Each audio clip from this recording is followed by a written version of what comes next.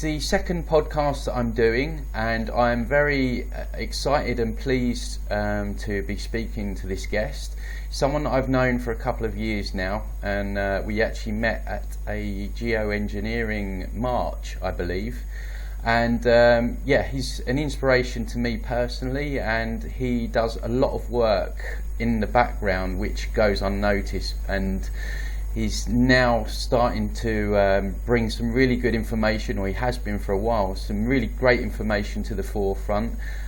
He's an author, he's a public speaker, all-round activist, and pleased to introduce Mark Devlin. How are you doing, Mark?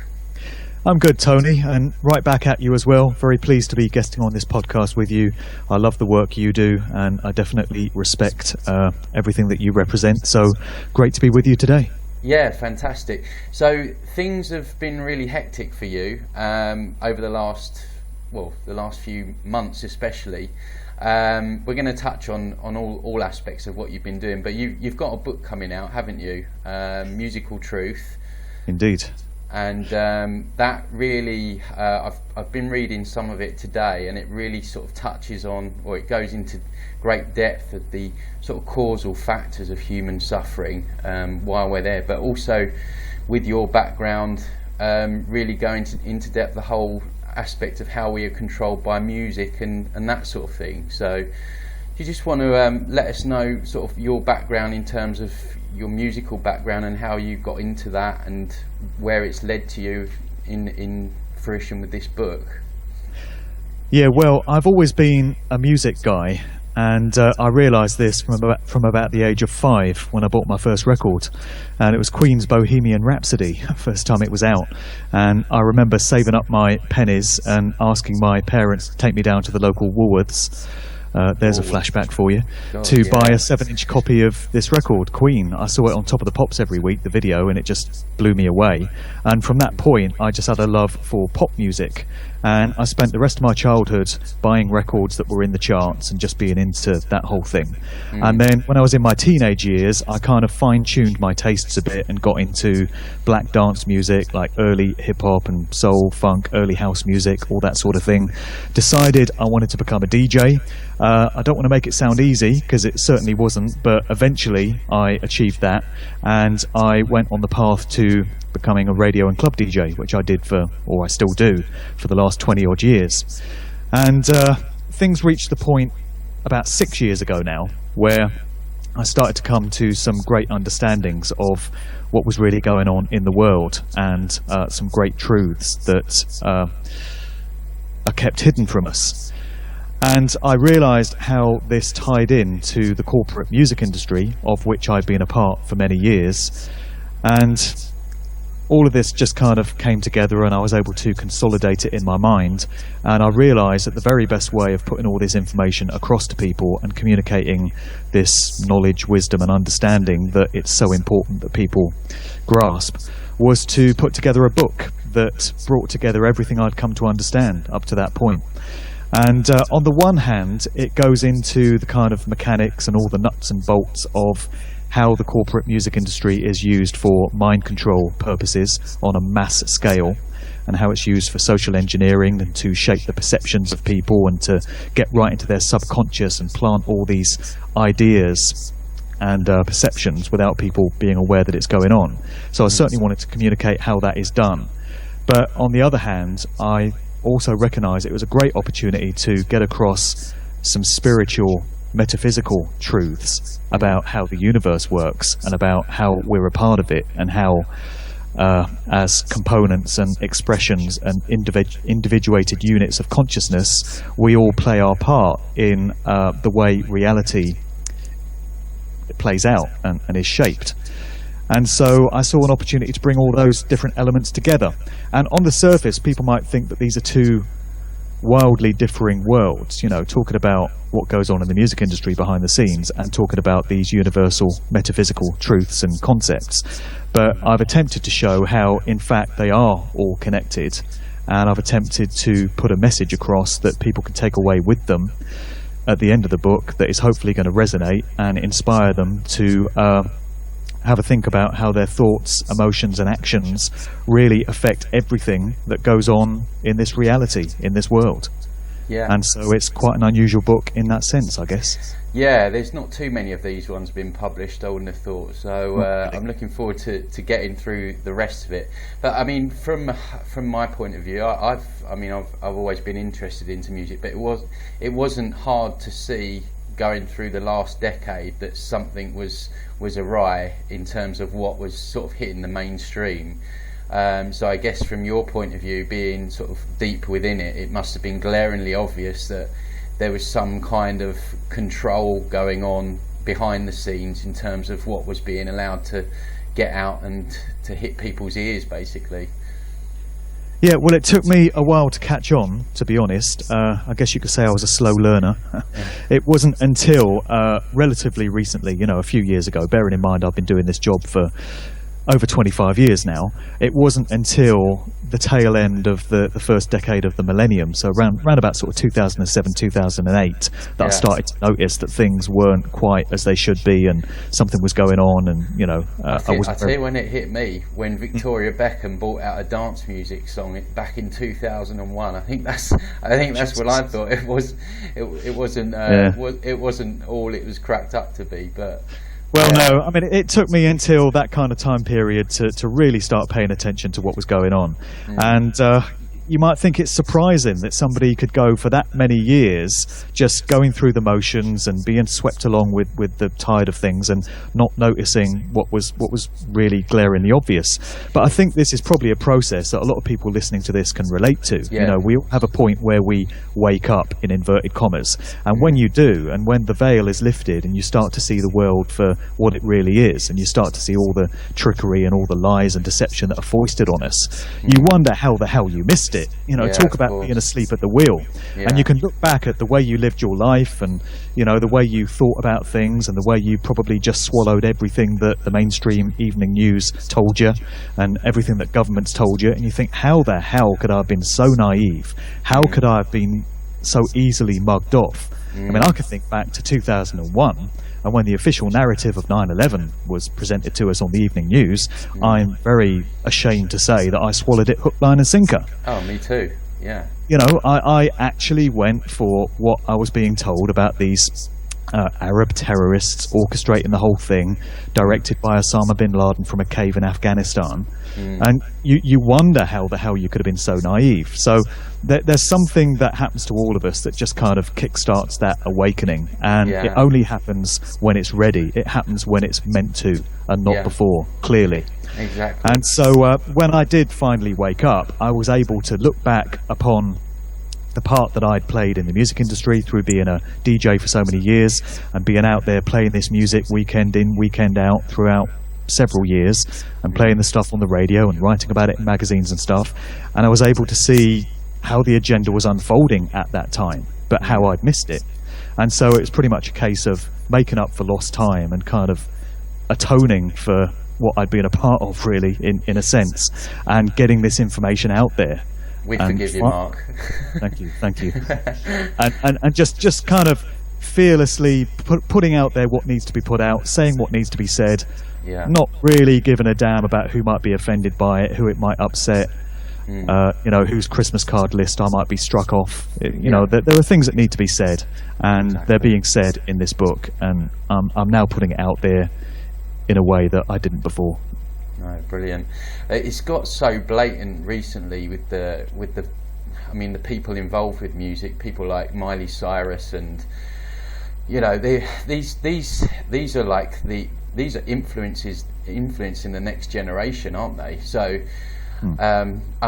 it's to me, it's really the videos and things that they're putting out right now they look blatantly satanic, even if you're quote unquote not even aware. So do you think that this is them just I sometimes think, is it kind of like a satanic mockery? As are they saying, look how blatant we can be, and still the masses will just like suck it up? Or is there something a little bit darker? Are they going at it full throttle to really sort of get into people's minds? What's your take on that? I think it's probably a bit of both. I've come to understand that when these elite controllers, these psychopaths, whatever you want to call them, people will be familiar with the groups we're talking about. Whenever they do something, there's always a sort of primary reason for doing it, but there's usually a few subsidiary reasons that also suit the overall agenda. So, you know, they're benefited either way. And I think with the fact that they're being so blatant with all these music videos and stuff, they're putting satanic, dark occult imagery into pop videos aimed at kids. You know, there's bloody inverted pentagrams and upside down crosses and the all-seeing eye. And it was never that blatant before, though, or did I just miss it all? No, it wasn't. They've stepped up the agenda big time in recent years, putting you know, depictions of Baphomet and you name it. It's all there in Miley Cyrus videos and Kesha videos, Britney Spears videos, Jay-Z videos, all these usual suspects. And I think it's a reflection of two things that you touched on there. One is there is an element of mockery. They do like rubbing our faces in it. They do realise that there's only a few that will properly understand what's being done, and they like to kind of taunt us by more or less saying, yes, we know you lot can see it, but the rest of the masses that this is aimed at are all brainwashed morons, that automatons that are just soaking up all this stuff into their subconscious, and they have no idea of the effect that it's having on them, so what you're going to do about it. But I think more than that, that the primary reason why it's being done is it's a representation of what's going on in the wider world generally, which is they're getting desperate. Yeah. They realise that there are large numbers of people now that are waking up to truth, that are starting to see the world the way it really is. It's something about these times. It's something about the fact that guys like us are able to communicate this information via the internet and get out to large numbers of people and really alert them to what's going on. They see this process happening and they realise that if it continues at this exponential rate, their days are numbered in terms of still being able to have this control over us. So they're getting desperate, they're panicking, and they're throwing everything they've got at us, everything in the kitchen sink. You know, they're doing it in the wider world. As I say, they're pulling off all these false flag terrorist stunts. They're pulling off all these hoax events using crisis actors to achieve one aspect of their agenda or another.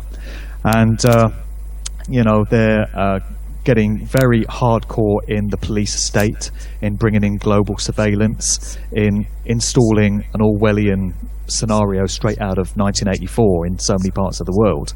And I think what's happening in the entertainment business, particularly the music business, is just a representation of that. They're getting desperate and they're pulling out all the tricks. So they're putting all the dark occult imagery into videos and in stage shows and in promotional photo shoots and all that sort of thing to have this dark, energetic effect on the mass subconscious of humanity. But people are getting wise to it. And I draw inspiration from the fact that people are starting to take an interest in this subject area. One of the great things about being able to do this book is that I've seen from my experience that people really do take an interest in popular culture. You might try and have a conversation with somebody about what's going on in the world of politics or, you know, the geopolitical arena or something like that, and you can kind of watch their eyes glaze over and a very bored expression comes across their face and they're looking for the exit door because they just don't want to get into that sort of stuff. But the minute you start bringing in names like Jay-Z and Kanye West and Beyonce and Rihanna and the Beatles and the Doors, the Rolling Stones and David Bowie, you can watch a spark of interest ignite in their eyes. People then want to know what you've got to say. And if you're linking those kind of names with aspects of what's going on in the world and bringing in aspects of the dark occult and human consciousness and mind control and stuff like that, people really want to know about it. And it's a great way of engaging them and getting them on the path to truth by showing how names such as the ones I've just mentioned are being used as part of the agenda. You know, people love popular culture, and it's being used against us in these methods of mind control that I outline in the book, but it can also be of benefit to those of us trying to communicate great truths by engaging people and sparking their interest. Exactly. It's not something that I've used too much, to be honest, but I'll add that string to my bow. Definitely any way of getting someone to perk interest is beneficial, and certainly thinking about what you've said, it makes sense that you know, music is such a big part of most people's lives, to mention those names will perk up the ears, I guess. So oh yeah, and there's something for everyone, you know. I mean, you can speak to young people today about what Rihanna and Beyonce videos are being used for, but you can speak to somebody of 60, 70 years of age about what was going on with the Beatles and the Rolling Stones and Elvis Presley. You know, it's a generational thing, and I've had a lot of feedback actually from people in their 60s and 70s that were around in the era of the Beatles and of all these acts that were coming out of Laurel Canyon, the counterculture, anti-establishment hippie kind of movement, call it what you will, at the tail end of the 60s, all that music that was coming out of Los Angeles and San Francisco.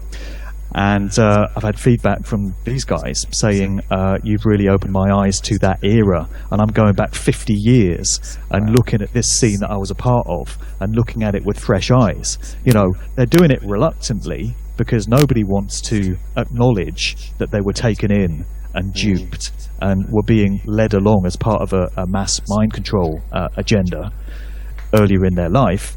But you know, people are prepared to accept that when they can see the evidence, when all the signs are there. And so yeah, it's been going on forever in the music industry. It's been going on since day one. So it doesn't matter whether you're 20 years of age, 40 years of age, or 60 years of age, you have been a target of it.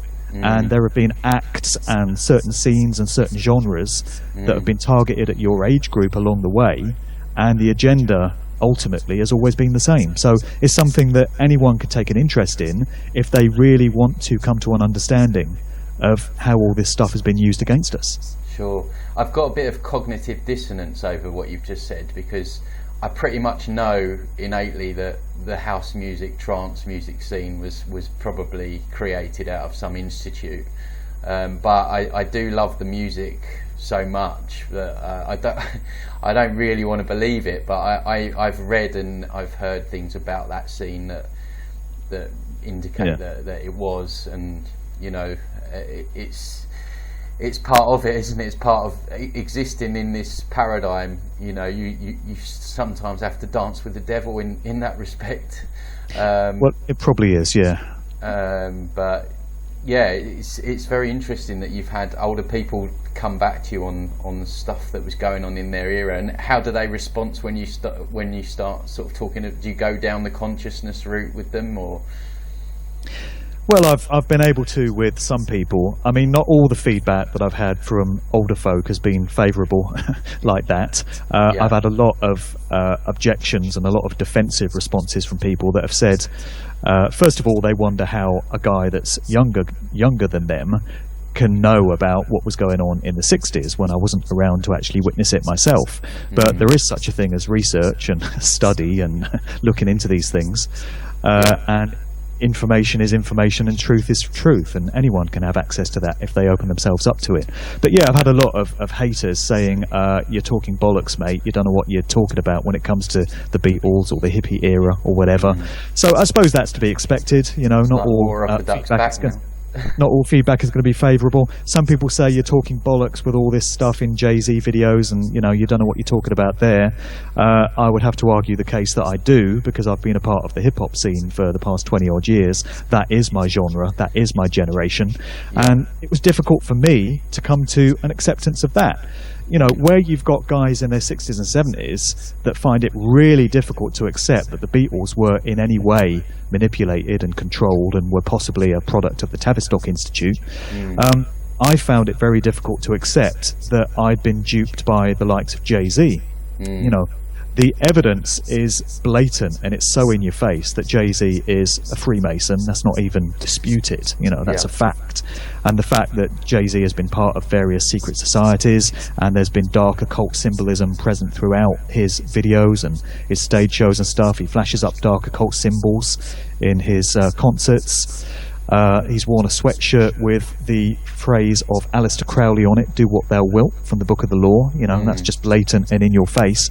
And so I had to come to a grudging acceptance of the fact that Jay-Z was not the guy that I thought he was. I was always impressed by his skills as a hip-hop MC. And that would be the reason why he was chosen to be elevated to the very top of the ranks. You know, that's the reason why the controllers wanted this guy on team, because he is talented and he does have incredible skills. And that's what impressed me when he first came out. But I had to accept that ultimately he's not someone that I respect. He's not someone that I look up to anymore, because he's allowed himself to be manipulated and controlled and used as a stooge for a very malevolent agenda. You know, this agenda does not have humanity's best interests at heart. It's serving the few that control it, and it's enslaving and mind controlling everybody else. Why would anyone with their full consciousness and spirituality intact want to be a part of that scene and want to support it in any way? That's why I no longer go out there and play stuff like that, and I no longer put artists like Jay-Z on a pedestal. So it's something I've had to do. You know, I've had to let something go, and people will have to do that if they want to properly get on the path to truth. Exactly. You know?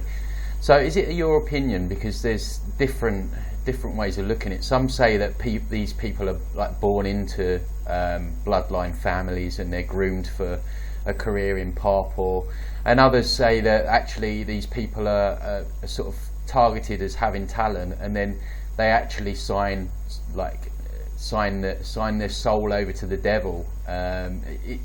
Is it a mixture of the both, or is it I think one it is. over the other? I think it is. I think there's a generational bloodline aspect to it, and that happens throughout the entertainment industry. You get it with a lot of Hollywood actors, and you actually get it with a few television presenters as well, where they come from a long-running bloodline, and they're groomed for celebrity from birth. You know, it's always on the cards that they will have a life in the public spotlight. And so some of them are ushered into the TV industry, some of them are ushered into being actors, some of them are ushered into being pop stars. The idea is always that they're in the public eye, that they become famous, and that they become somebody that people look up to and follow and pay attention to. And there comes a point where, you know, they're led down the path of this subversive agenda, and they're required to start doing certain work for those that control them. So there's the generational bloodline aspect to it, where people are born into those kind of families. You know, it's suggested that Britney Spears comes from, you know, a long-standing bloodline like that. It's been suggested that Miley Cyrus is the same way, and there'll be other names as well. But then there are other acts that I think just show potential, and they show talent, and they show great skill as they're coming up through the game. And this is spotted by those that control the industry, and so these artists are taken aside, made an offer they can't refuse, so to speak, and they're co-opted into the agenda. And I've made the point many times that this happens within the hip-hop scene, because a lot of hip-hop artists, Jay-Z would be a good example, Notorious B.I.G. would be another, there are many others.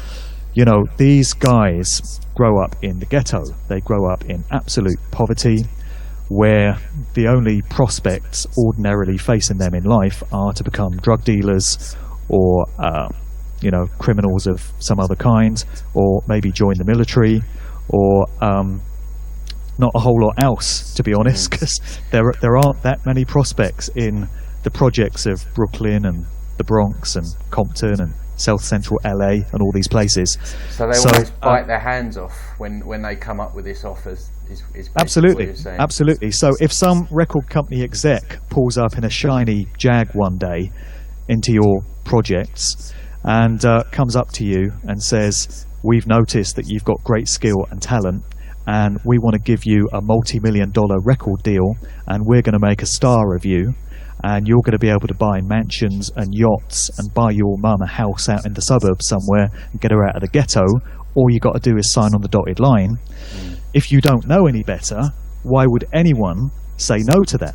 Exactly. And so this is the way they get a lot of these guys on team. They offer them all this fame and fortune and wild riches beyond their dreams, and they're only too happy to take it. They do bite the hand off, and it's only after they've signed on the dotted line that they realise the nature of the deal that they've just made, and they realise the true nature of the industry that they've just been inducted into. And it's at that point that they're required to start doing their real work for those that now control them. Sure. So that's another way that they get people on side. You know, they spot this great talent, they spot this hunger in people to make it big, and they tap into it and exploit it. And before you know, these artists are on the same path as so many others, and they're putting all these symbols into their videos, and they're putting them together with other artists at stage shows, and they're taking part in all these mass occult rituals at things like the Grammys and the Super Bowl and all the rest of it, and they've got them. Yeah. Can I ask you about Eminem? Because he's a guy that I from my brief research on him, he looks like he sold his soul. But then it sounds like through his music he kind of regrets it and is trying to like fight back through some of his music. Is that the sort of take you would take on that? Pretty much so, yeah. I mean, he's definitely a troubled soul, and you know, a very lost soul, unfortunately. And he's a good example of what I've just spoken about. That same process of they pluck you out of the ghetto, they give you opportunities that you would never have ordinarily, tapping into your skills and talent. And that's exactly what they did with Eminem, taking him out of the trailer parks of Detroit, you know, and putting him on the path to success. And straight away they put him on as part of this agenda to kind of subvert and corrupt the minds of people listening to his music. And isn't it incredible that when he first came out, his music was absolutely shocking, because he was talking about murder and rape and mutilation and killing his baby mother, and you know, irresponsible use of drugs, and every depraved kind of activity you can think of was there in the lyrics of his first album. And I lapped it up at the time. I thought it was incredible. I thought it was great. That's what kind of a low, degraded state of consciousness I was in back in 1998 when his first album came out. I loved all that stuff, and so did many other people. But it was shocking, and it made headlines, and it outraged parents. And quite rightly so, looking at it in retrospect from a mature frame of mind. You know, that stuff was just outrageous, and it was aimed at kids. But a couple of years down the line, Eminem had put out many records talking about rape and murder and mutilation and all the rest of it. And by about 2 years later, it had been normalized, you know. And people would say, "Oh, here's Eminem again. He's such a card, you know. He's such a colourful character. He's talking about raping people and, you know, slitting the throat of his baby mother in front of his daughter. And oh my God, what is he like, eh? You know." And it had been normalised by that point. And you could take it forward a couple of years from that, and people were starting to get bored with it. Oh, here he is talking about murder again. Oh, you know, he should talking about making a deal with the devil and being into Satanism and stuff. He really should, you know, step it up now. This stuff's starting to get boring. So that's how they just normalise stuff. It's shocking to start with, but the more you hear of it, the more it just becomes the norm, and it becomes acceptable. And then people are looking for the next way to be shocked and the next way to be outraged. So that's an incredible thing that they achieved with him. But yeah, throughout his music, he's hinted at having made a deal with the devil. He's put out some very dark tracks which leave very little to the imagination. And he's talking about having sold his soul and gone over to the dark side, and having done all this in exchange for the fame and fortune that he's achieved. They put him together with Dr. Dre, who's another artist and producer that's done just that. Dr. Dre's music and whole persona has been very dark in recent years and very satanic. He's got the Beats by Dre range of headphones. And, you know, you see the 666 thing. Everyone's got a pair, of course. Yeah, because it's cool to have them, and, you know, all the fashionistas want to be a part of it. They've just fallen for the marketing. But there's 666 bloody imagery throughout the advertising for that range. You know, they pass it off as a B for beats, but it's actually an expression of the 666 that we see everywhere. And so Dr. Dre is a big part of this dark agenda, and he was put together with Eminem, as was Snoop Dogg before him. And then 50 Cent was brought into that whole shady aftermath kind of empire. He was another one that was sent down that route, although not as blatantly as Eminem. And Eminem, over the years, as you say, has kind of hinted his great regret of what he'd become a part of. It's almost as if he came to realise the true nature of this dark agenda that he'd been co-opted into, and he realised that he'd sold his soul. And he has hinted at various points that he's wanted to get out of that, and he's wanted to be free of it. There was a point where he went off the scene for several years, towards the end of the 2000s, and we heard nothing from him for quite some time.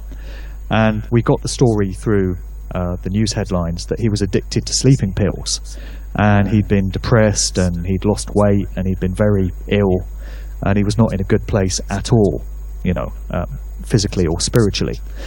And then he came back, and he started making more music that was talking about murder, rape and mayhem and mutilation, and more music that was talking about selling his soul to the devil, and more music that was very dark and occultic in nature. And so it just gives the impression that once you're in, you're in. There's no way out. They've got you for life. And when they instruct you to start making songs about certain things, you've got no choice. And if you do try and resist, and you do try and get out, they'll either do a number on you, like they've done with the likes of Lauryn Hill, where they stitched her up with a massive tax bill of about $1 million. Who really believes that that's something that just happens? Yeah. And that it wasn't something that was done to try and discredit her, give her a warning. She was very outspoken, wasn't she? So, she's been very outspoken about the industry. She's tried to break free of her contract with Sony.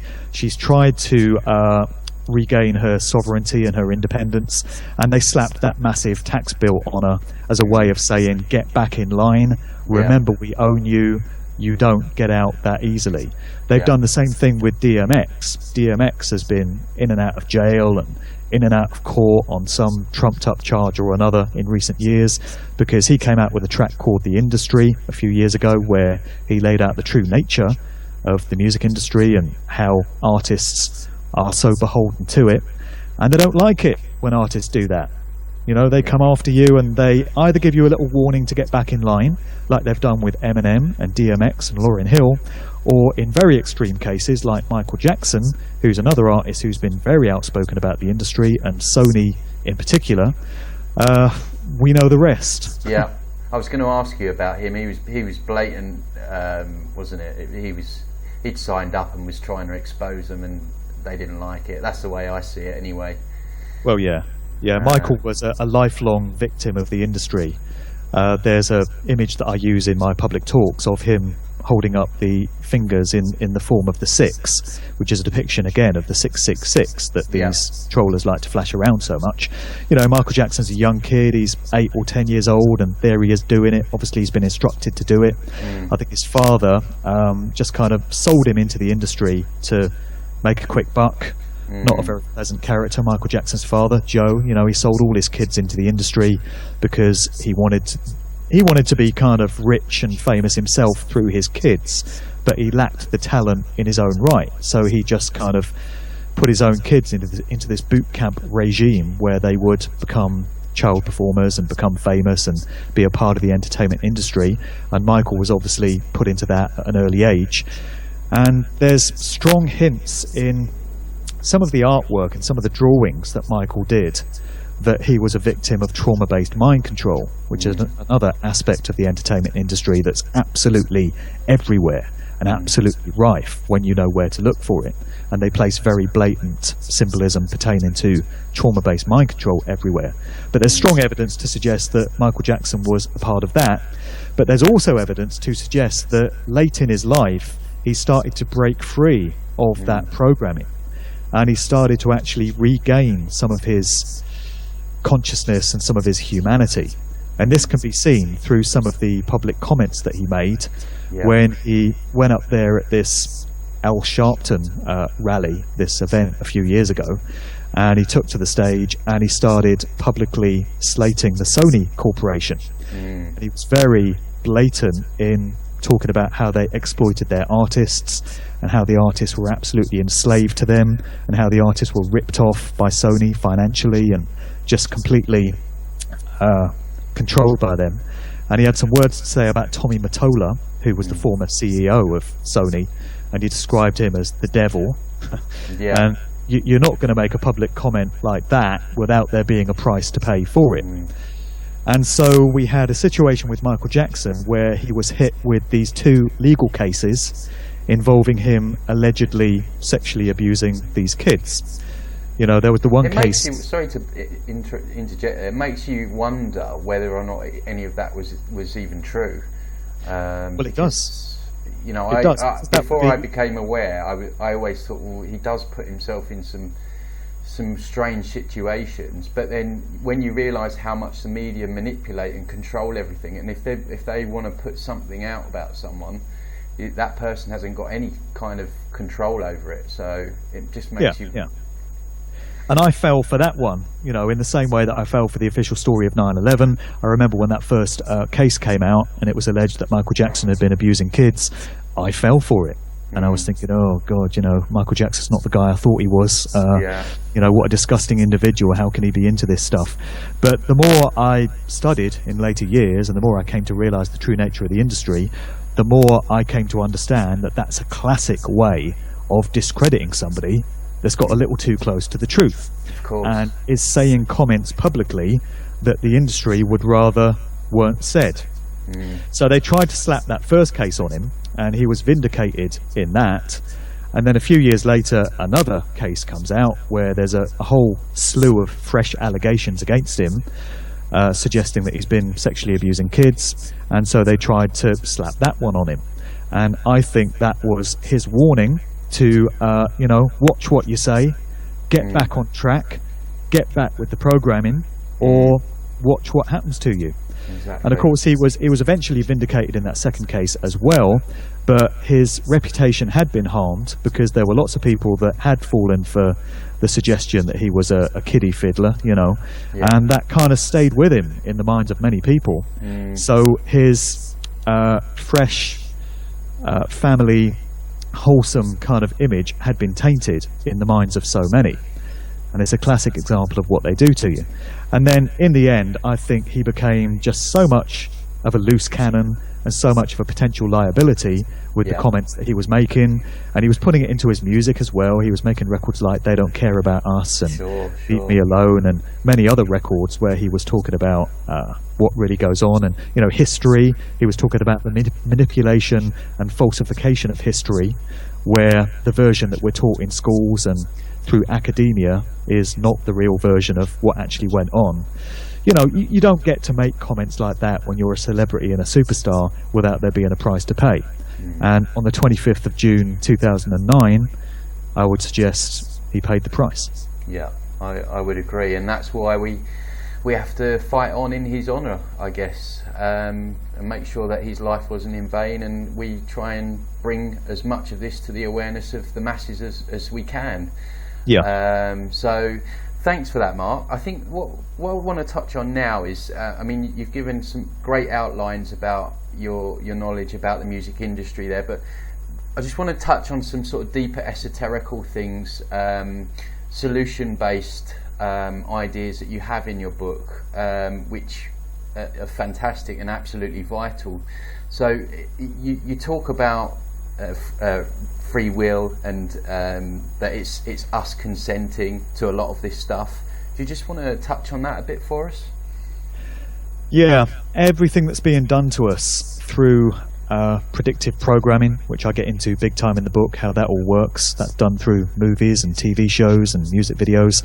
Everything that's being done through occult symbolism in videos. People might see all these pyramids and all-seeing eyes and snakes and depictions of Baphomet and 666 everywhere in music videos, and they might say, well, yeah, I can see it's being done, but why is it being done? And people might look at the stage shows that you get at the Grammys and the Super Bowl and things like that, with Madonna doing absolutely blatant satanic rituals right in front of your very eyes, and Katy Perry doing the same thing a couple of years ago. And they might say, well, you know, why is it being done? And it all boils down to the same thing, which is the hijacking of our free will and our consent.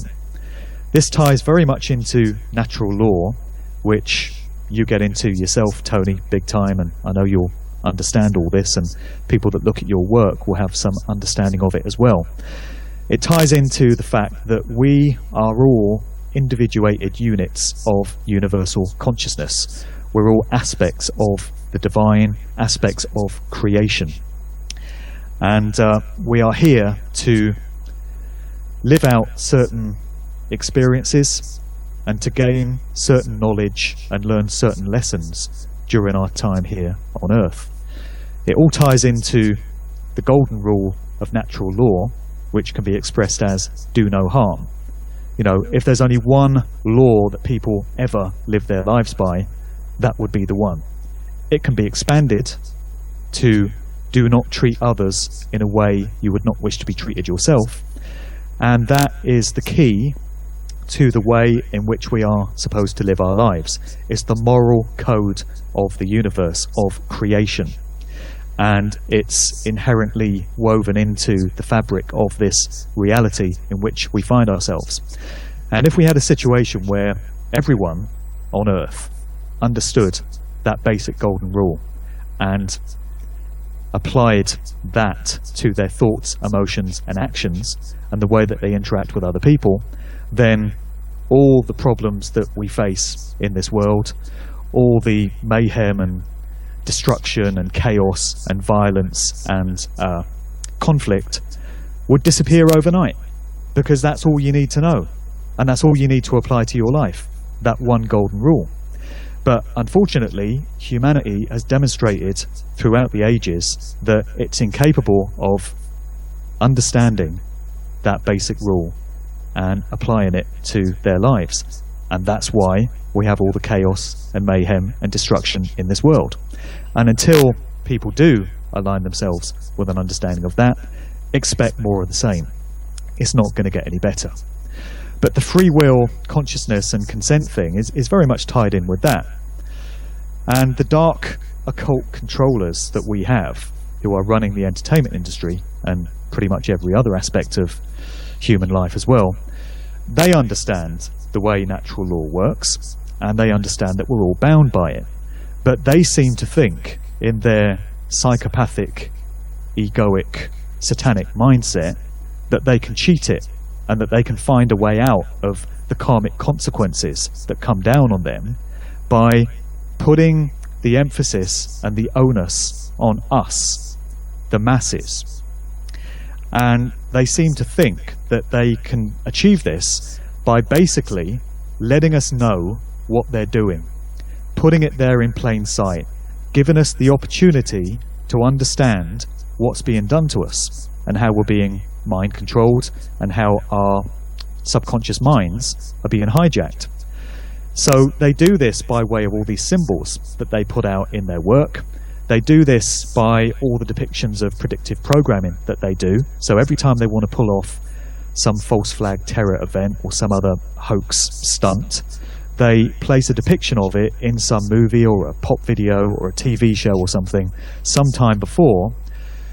And it's giving people the opportunity to understand what's about to happen, to understand the intentions that have been stated. It is pretty much impossible for anyone to gain a full understanding of, what's being represented here, I would suggest, because they do it in deeply encoded form. And sometimes they do it in the form of numerology, they do it in the form of very esoteric symbolism, and no one reasonably could be expected to understand what's being conveyed.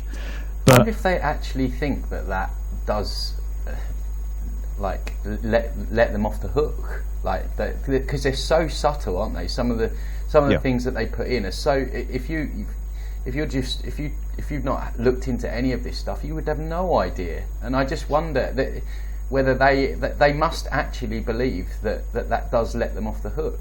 Well, I think they do, and I think the key to why they believe that is that they are mentally ill. And I'm not saying that in any kind of flippant way. They are mentally ill. They are possessed of a psychopathic mindset.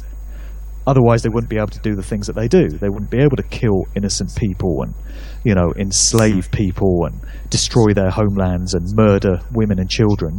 Ordinary people with their humanity intact are not capable of doing that. Even the brainwashed masses that watch the X Factor and eat McDonald's and show absolutely no sign of having woken up and being in tune with their full consciousness in any way. People like that would not be capable of murdering innocent women and children and, committing all these acts of mayhem, because we're just not built that way. When you've got your humanity intact, you're not capable of doing stuff like that, because we have empathy.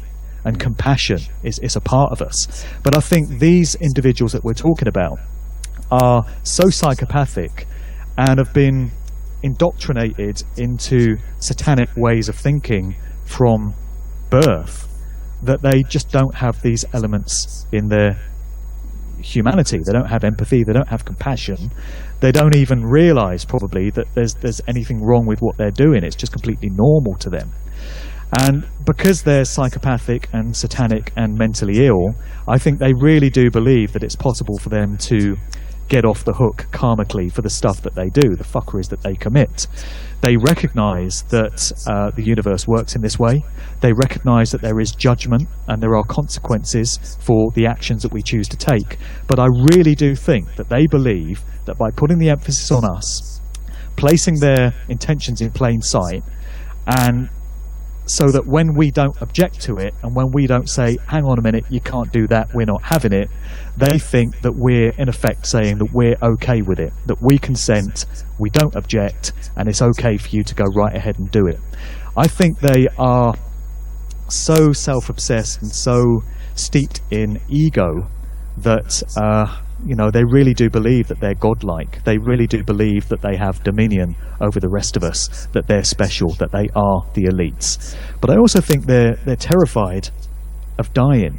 They're terrified of leaving this reality, and they're terrified of what lies beyond.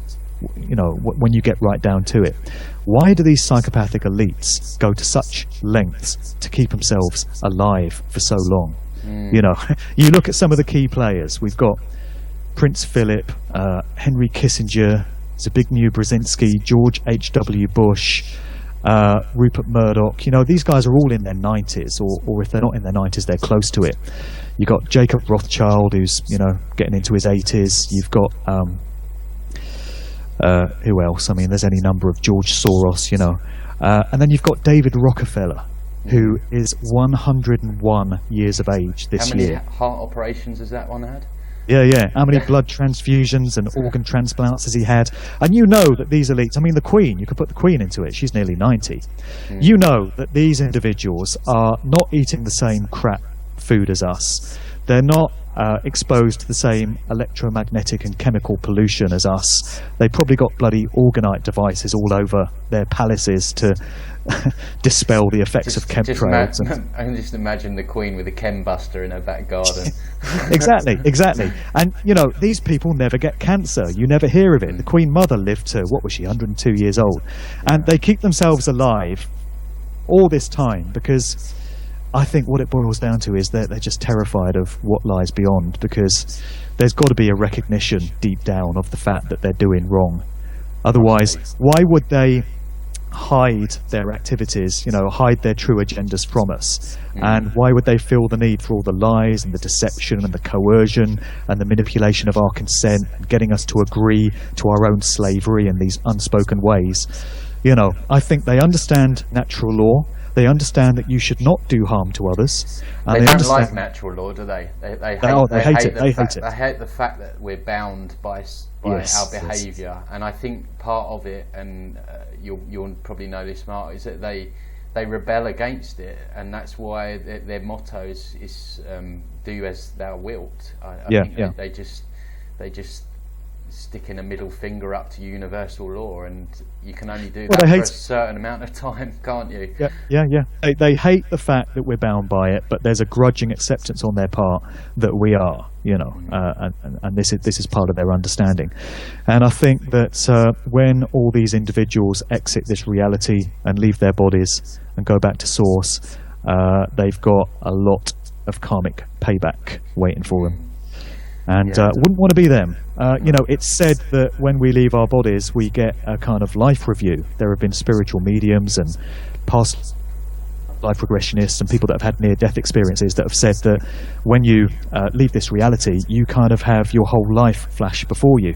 Yeah. And people talk about this in things like ayahuasca ceremonies as well, when you are able to access higher consciousness through DMT and things like that. You're able to look back at the way you've lived your life, and you see it from the perspective of the universe. You see it from the perspective of others who you've affected in your life, and you get to see how your thoughts, emotions, and behaviours in life have impacted and affected others. And I wouldn't want to be somebody like George H.W. Bush when I get my life review. I can't imagine that's going to be a whole lot of fun. No, I wouldn't want to sit through that one personally. No. Talk about a horror movie. God, yeah.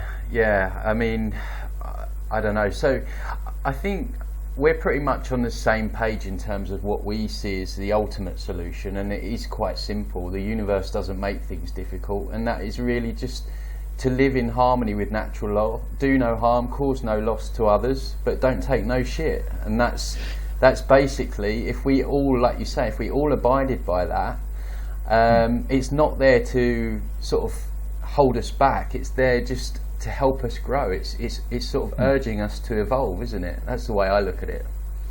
It is. That's the answer. It's the only answer, and it's actually very, very simple, and it's available to us at any time, as long as we want it enough in our mass numbers. Just a few individuals here and there is not going to change anything. We need large numbers of people to get on the same page. And as you say, everyone benefits. If everyone would get on track with natural law, with an understanding of it, it's called many different things. It's called universal law and karmic law and cause and effect, consequentialism. The concept is always the same, whatever name you put on it. And it's an understanding that's been there since the beginning of humanity, basically. It's written about in so many ancient texts. It's actually the basis of all the major world religions before all the rules and regulations and the dogma was added to it, and all the holy books were written as guidebooks for things that you're supposed to do and rituals you're supposed to undergo. At the root of it all lies an understanding of the fact that we're all bound by this law. And if you do get on track with it and you align yourself with it, and you modify your thoughts, emotions and actions, all in balance with each other and all with this same goal in mind, then the universe gets on your side and you find yourself guided and you find yourself able to intuit great knowledge as to what needs to be done. People say all the time, we recognize that the world is fucked up. We can see all the stuff that's being done to us, but what do we do about it? How do we get out of it? It's a very valid question. And you could spend days examining the fine detail of what we're supposed to do to dismantle the banking system, what we do to get rid of all these corrupt governments, what we do to, clean up the environment and get rid of all these pollutants that we've got everywhere. But ultimately, if you align yourself with natural law and you get in tune with the universe and everybody's on the same page with each other in having all these aspects of their consciousness aligned, the answers come to you and you know what to do. That the wisdom and the knowledge and the understanding is conveyed to you, and so solutions will present themselves. There's fine detail to all these solutions that we could get into, and obviously activism is required. People need to roll up their sleeves and get busy and get stuck in and do certain work that needs to be done. It's not just going to happen magically by people thinking nice thoughts. Which is a big part of natural law as well. If it's not only just do no harm, cause no loss. It's living. It's once you're aware of truth. And you mentioned this in your book. It's then what you're doing with that. It's not your knowledge to hold on to. That then needs to be expressed, and then, as you say, the universe will come to your aid, and the universe loves courage, and I feel very protected myself from the universe, and if we all lived that way, then we could have anything we wanted on this planet, as you say. That's right. That's right. And it's thoughts, emotions and actions. And the last one is very important, because it does require action. But like I say, the answers are given to you and guidance is given to you, and we can have a better situation for everyone anytime we want it. It's a case of, first of all, you do have to understand the methods of what's being done to you. And I know you get into this a lot yourself, Tony. You talk about the New Age mindset, which is where people say that if you just think positive thoughts, exactly.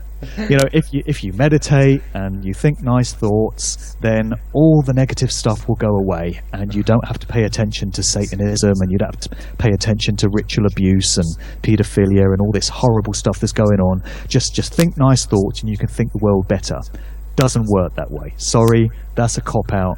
That's the easy option. It's an aspect of it, yes. You've got to raise your consciousness, and you've got to apply your will to the sort of scenario you want. You project your will out into the universe, and you know, that definitely has a bearing on things. But you don't get off the hook when it comes to action being required. You might be required to let some things go in your life. You might be required to modify your behaviors. You might have to change your job. You might have to let go of certain people in your life. You might have to, you know, undergo certain changes in order to make these things happen. I agree with that. Sorry. Yeah. That's all part of the process. Exactly. I often think that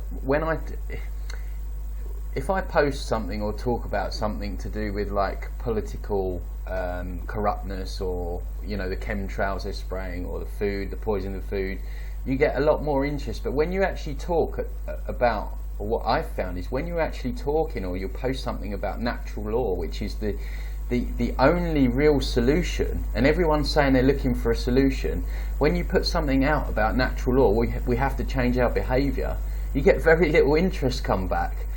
And I find it's because people, they want to talk about the movie, but when it comes to changing themselves, it's a different ball game. And I think that's where the leap has to be made. We have to understand that natural law is in existence, that we are bound by it, and then, as you rightly say, we have to align with natural law, which means losing, like you say, losing friends, possibly giving up certain things that you liked before, changing jobs. And that is where the crux of it is. How much, and you say it in your book, how much do we want it? And I think it boils down to that question: how much do people want it? Do we want to talk about change, or do we want to be the change and express that and move in line with natural law? So I think you're completely bang on point with that one. Yeah. You might have to make some changes, and I understand that it's difficult. You know, people don't want to make these changes, particularly if it involves maybe not being with a certain partner anymore, or letting go of a certain circle of friends, or maybe falling out with a family member that you know you're not going to talk to anymore.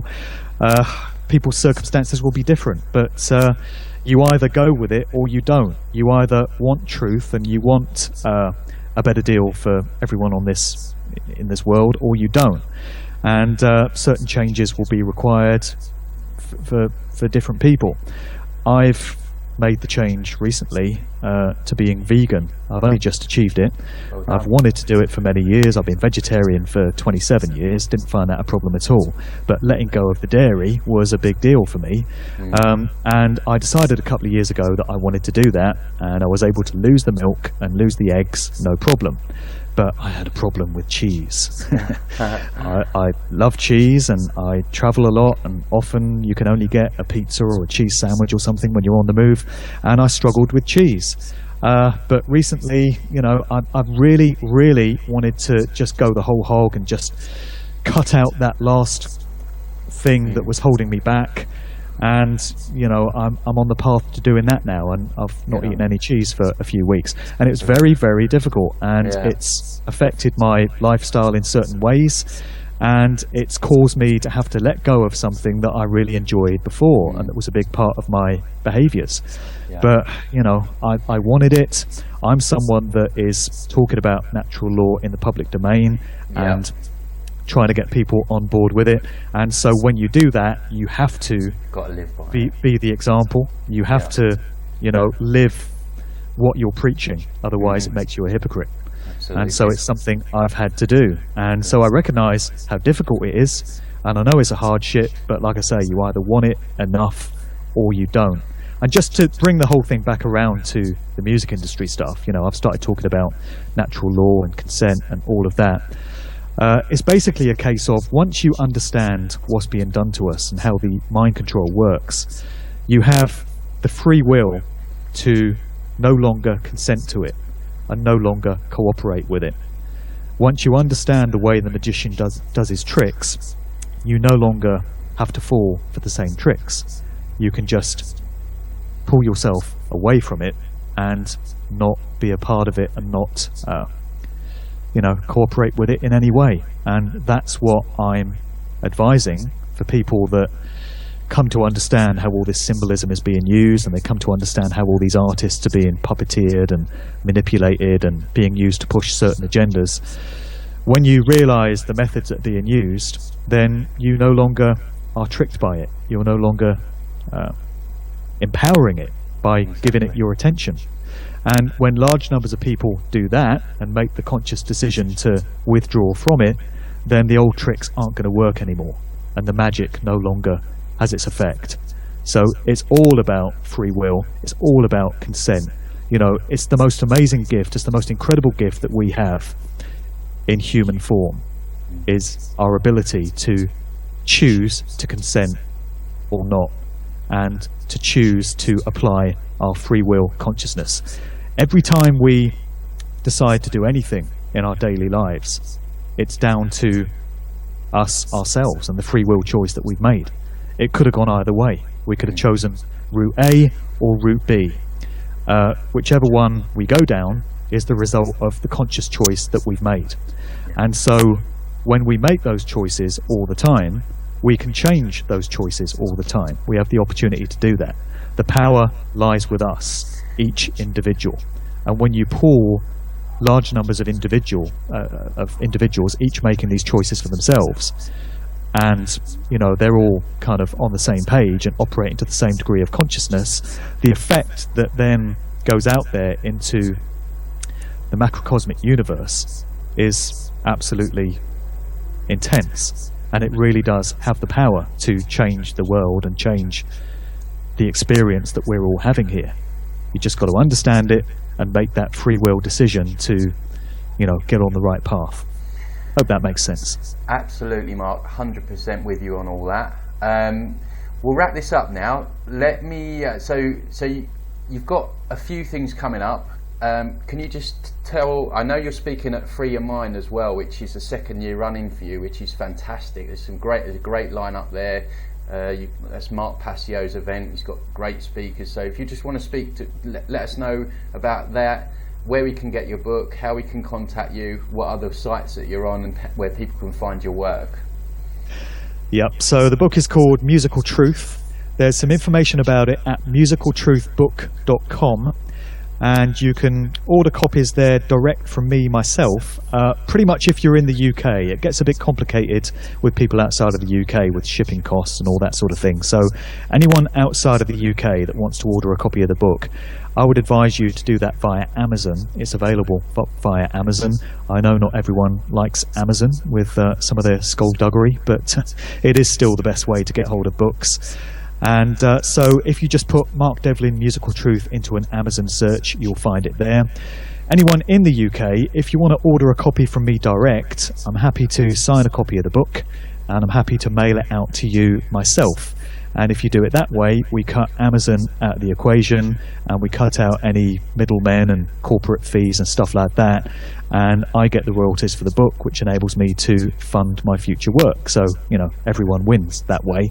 So you can drop me an email. My email address is mark@markdevlin.co.uk, and I'm handling sales via PayPal that way. And once again, all the information is at musicaltruthbook.com. The book itself is quite a heavy read. It's 170,000 words, 500 odd pages, and it goes into over 20 chapters, much of the detail of how the music industry is being used, for these dark agendas. And so I take it right back to the music of the Beatles and the Rolling Stones, talking about the occult aspects of those two particular groups. There's a section on the psychedelic LSD era of the late 60s and all the music that was coming out of California, and all the links to the military intelligence complex and the links to secret societies and intelligence services and stuff. I'm talking about the transhumanist agenda and how music is playing its role in getting that whole thing out there into the public consciousness. I talk about mind-controlled artists, trauma-based mind control, MK Ultra, Monarch programming and such, and which artists show all the signs of being under that. Talking about predictive programming, the way that all works, the manipulation of consent again, all the dark occult symbolism that goes into music videos, all these funny hand signals that many of your favourite artists seem to feel the need to flash up. Aleister Crowley crops up time and time again. He's like a bloody rock star in his own right. The amount of acts that have been influenced by Aleister Crowley and that reference his work and all the stuff that he did through his various occult secret societies are absolutely woven into the story of the music industry on both sides of the Atlantic. It's absolutely incredible how much Crowley crops up. And what else is in there? The systematic degeneration of hip-hop culture, which is pretty much my pet subject.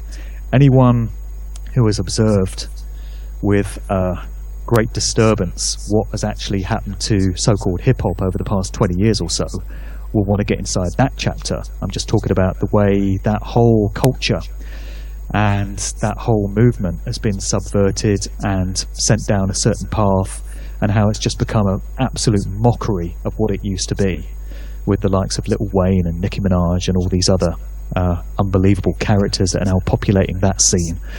So that's one that people might want to get into. Basically, there's a whole world of stuff in the book. And as you mentioned, Tony, there's 3 chapters basically talking about how all of this ties into natural law, an understanding of the way the universe works, and an understanding of where the solutions lie, which is with us, and only with us. And only when we all want it enough does anything change. So I really want to get that understanding across to people. So I'm doing a speaking tour to launch the book and promote it. I've got a fair few dates in the UK. Most of them, I have to say, are up north.